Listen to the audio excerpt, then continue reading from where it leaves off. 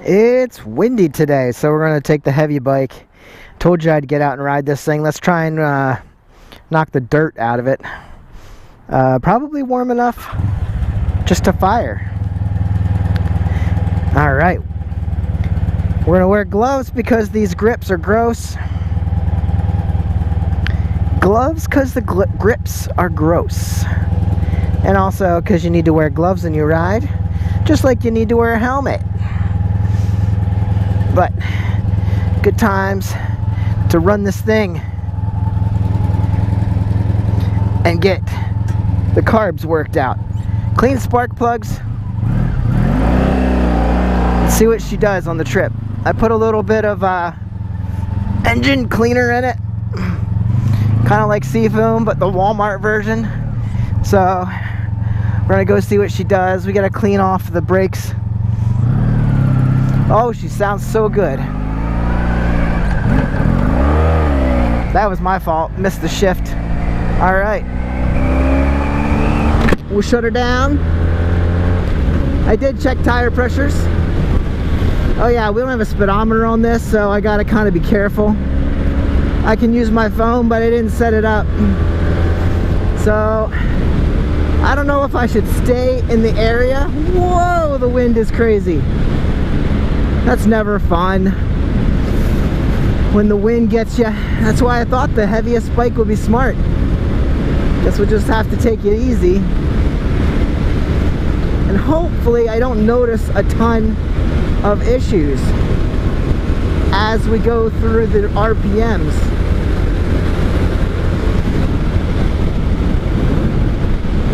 I don't mind a little bit of hiccups, but a lot of times you can work it out just by riding.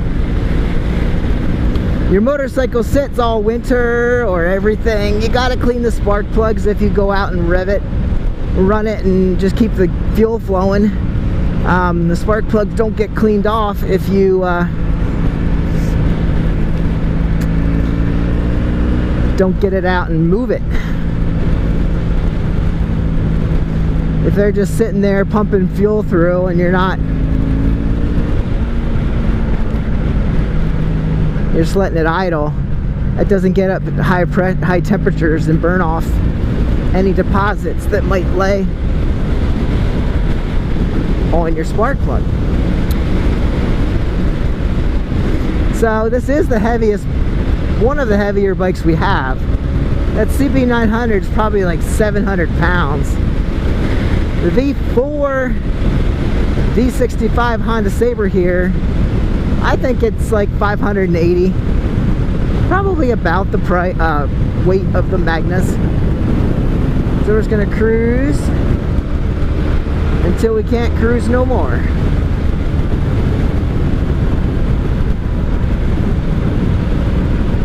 Like I said, I put some cleaner in the gas tank, so hopefully any deposits that we have in there can hopefully get knocked out.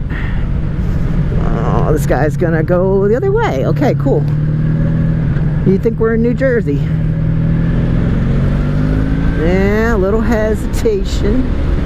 I think we can get that worked out.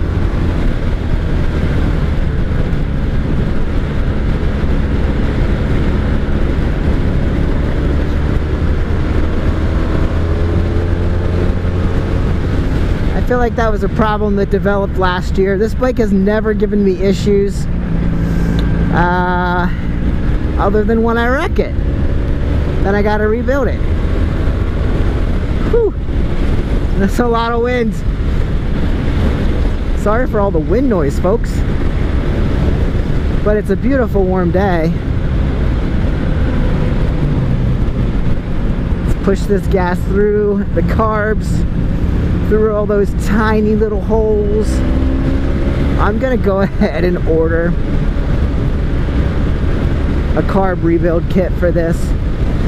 That way when I decide on a whim to go in and clean the jets, which probably should be done, being that I've had this for, I don't know, 5 or 6 years and it's never been cleaned. You don't really have to. These are dependable motorcycles and they often just do what you need them to do. Unfortunately, sometimes you get a little piece of dirt in there.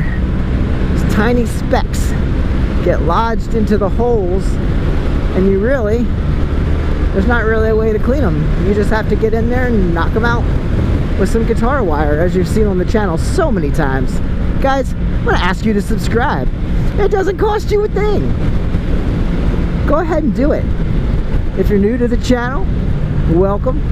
We ride and repair motorcycles mostly, or whatever we're working on. Motorcycles, mowers, dishwashers, cars, whatever comes our way. It's in our book, The Reading Rainbow. Yeah, alright. Let's go down to second. Oh, she didn't make it to second. There we go. Alright. I know I didn't ask a lot of her there, but she didn't have a problem.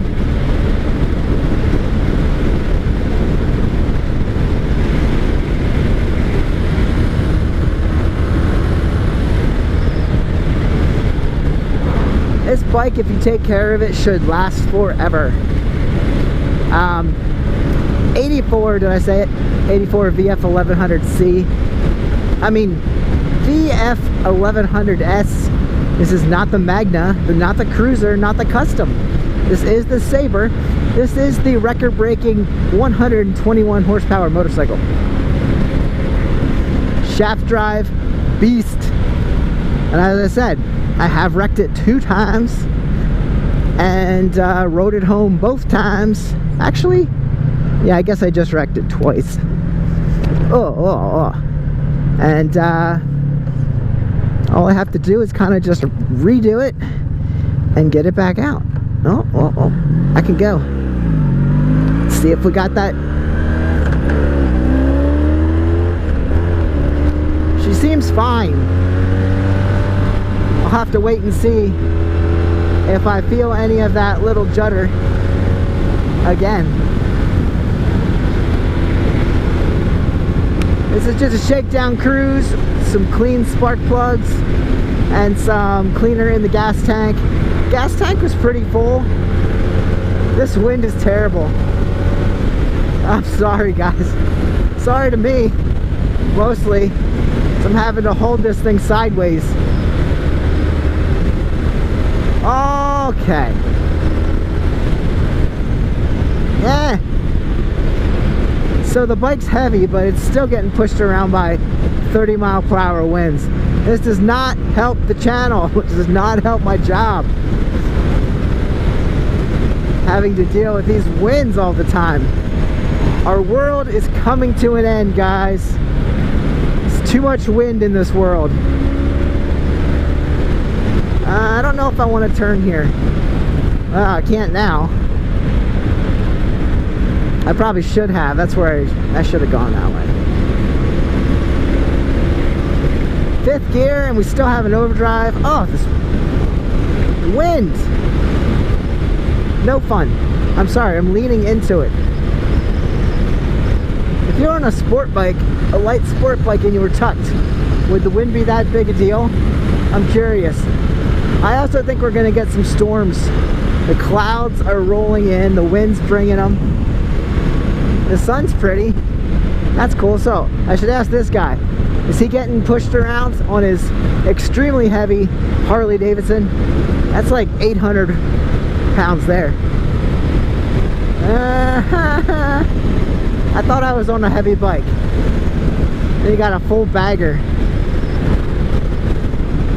Alright.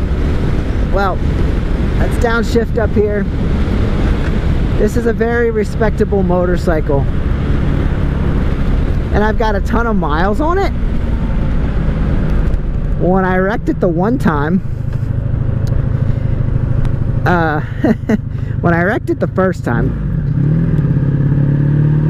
I laid it on its head up here, and I busted out the gears or something inside there, so it never clicks anymore.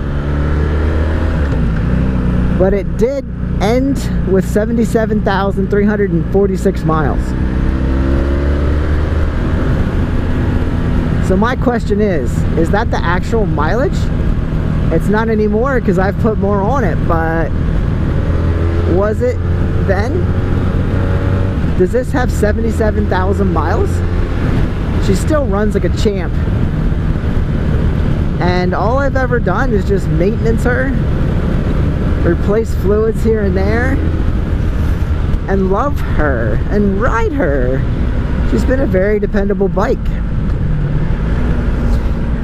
It is technology from 1984. So I will say, the brakes, you gotta plan ahead.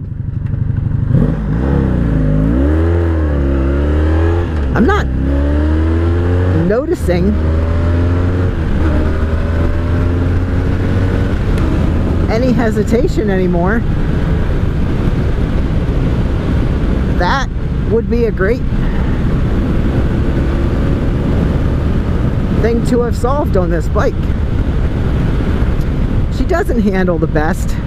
She's a little top heavy, but you've got that huge V4 engine under you. It's definitely harder to handle than most bikes that have a low center of gravity.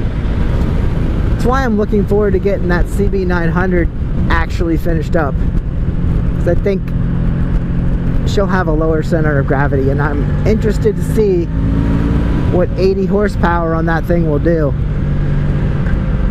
Oh, this is a nice little ride. But this thing revving at 121 horsepower. I don't know what it has now, but definitely back in the day, this was a ripper. And as you can tell, you have to be deliberate on your shifts. I actually don't know how to get home from here. Oh, I want to go over there. It's a very old school motorcycle.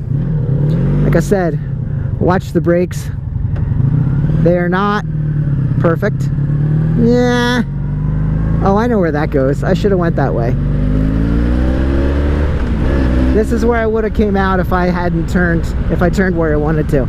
This is perfectly fine. We can rip this back and call it a day. I don't feel like we still have an issue. I'll check it when we get back. But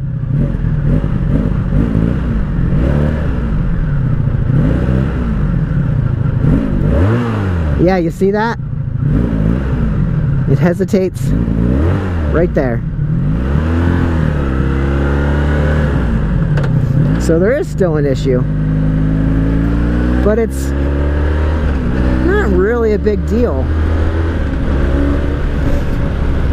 I guess. Hopefully, let's just ride the crap out of this thing and it goes away. Let's hope for that. It doesn't seem to affect the main jet, which makes sense. Those little holes in the pilot jets are susceptible to getting dirt in them.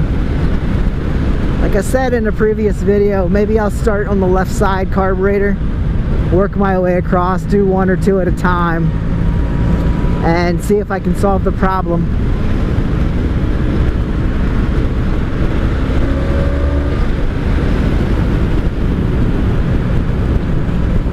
Basically, you just notice it when you sit in the driveway and rev it. Otherwise, I would say it's not a big deal. Oh, I just did that at 3 and it wasn't happy. Yeah. Okay. Alright. You see that?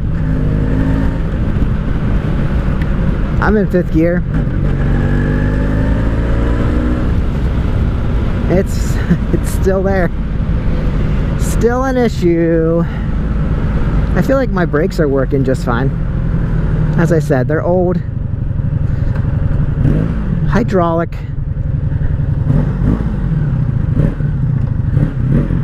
You wouldn't want to, if you didn't know about that problem,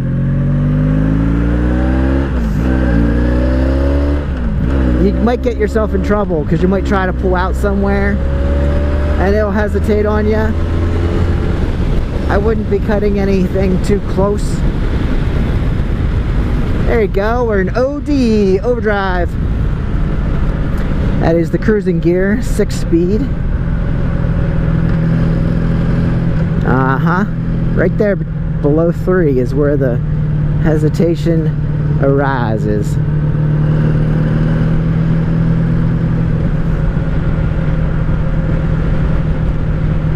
Alright guys, any questions on the V65 Sabre, let me know. I'm thinking if we go ahead and do some carb cleans, drop the bowls without removing the carburetors. I haven't done it to this bike yet. We've done it to a few. The CB and the V65 or V45 Magnas. Like I said, start on the left one, that's easy to get to. I really just wanted this thing to say pop and that go away. It works sometimes, but maybe not on this first ride. Guys, I'll catch you on the next one. Get out and ride.